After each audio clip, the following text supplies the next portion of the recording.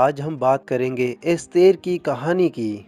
एक थी एस्तेर और दूसरा उसका चचेरा भाई मोर्दके। एस्तेर उस देश की रानी थी और मोर्दके वहाँ का प्रधानमंत्री।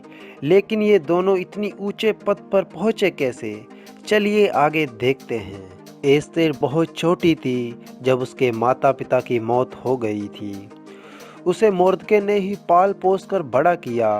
मोर्दके फारस के राजा छैरस के महल में काम करता था। राजा का महल शूशन नाम के शहर में था। एक दिन राजा की पत्नी वश्ती ने उसकी बात नहीं मानी। इस पर राजा ने उसे ठुकरा दिया और एक दूसरी स्त्री को अपनी रानी बना लिया।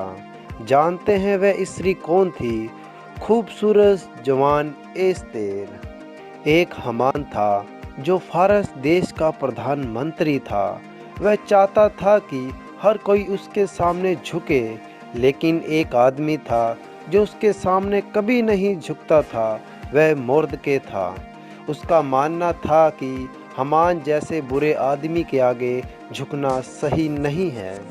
इस वजह से हमान को मोर्दके पर बहुत गुस्सा था। तब पता है उसने क्या किया? उसने राजा से इजरायलियों की चुगली की। उसने कहा वे बहुत बुरे लोग हैं, वे आपके नियमों को नहीं मानते, ऐसे लोगों को मार डालना चाहिए। छैरस राजा को नहीं मालूम था कि उसकी पत्नी इजरायली है, इसलिए वह हमान की बातों में आ गया। उसने आज्ञा दी कि एक दिन सभी इजरायलियों को मौत के घाट उतार दिया जाए। जब मोर्दके को इस बात की खबर मिली तो उसके दिन का चैन और रात की नींद उड़ गई। उसने फौरन एस्तेर के पास संदेश भेजा, अब तुम ही राजा से बात करके हमारी जान बचा सकती हो। अब एस्तेर क्या करती? राजा के पास जाना तो अपनी मौत को दावत देना था, क्योंकि फारस में एक नियम था कि कोई भी तब तक राजा से मिलने नहीं जा सकता जब तक कि राजा खुद उसे ना बुलाए।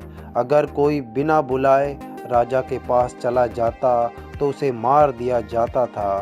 पर एस्तेर हिम्मत करके बिना बुलाए ही राजा के पास गई। उसे देखकर राजा ने अपने सोने की छड़ी उसके सामने बढ़ाई, जिसका मतलब था कि उसे मारा नहीं जाएगा। फिर एस्तेर ने राजा और हमान को दावत पर बुलाया। खाने के वक्त राजा ने एस्तेर से पूछा, कहो तुम क्या चाहती हो? एस्तेर ने कहा कि वह तभी बताएगी अगर राजा और हमान अगले दिन भी दावत में आए। अगले दिन खाने के वक्त एस्तेर ने राजा से कहा, मेरी और मेरे लोगों की जान खतरे में है, हमें मार डालने की साजिश रची गई है। ये सुनते ही राजा भड़क उठा और बोला, कौन है वह? किसकी इतनी हिम्मत? एस्तेर ने कहा, हमारा दुश्मन कोई और नहीं, ये दुष्ट हमान है। अब राजा का गुस्सा 7वें आसमान पर चढ़ गया।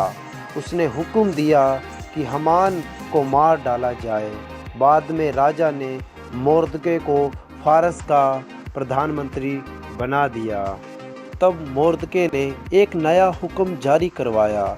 इसके मुताबिक जिस दिन सारे इजरायलियों को मार डालना जाना था, उसी दिन वे अपने दुश्मनों से लड़कर अपनी जान बचा सकते थे। मोर्दके बहुत बड़ा आदमी बन गया था, इसलिए लोगों ने इजरायलियों की मदद की। इस तरह सभी इजरायली दुश्मनों के हाथों से बच गए। धन्यवाद आप सबका। आपने कीमती समय निकाल के हमारी वीडियो को देखा। इन वचन के सुने जाने पर प्रभु आप सबको आशीष दे। आमीन। हमारे YouTube चैनल को सब्सक्राइब कर लीजिए, साथ में जो बेल आइकन है उसे दबा दीजिए, जो कि आने वाली वीडियो की जानकारी आपको मिलती रहे।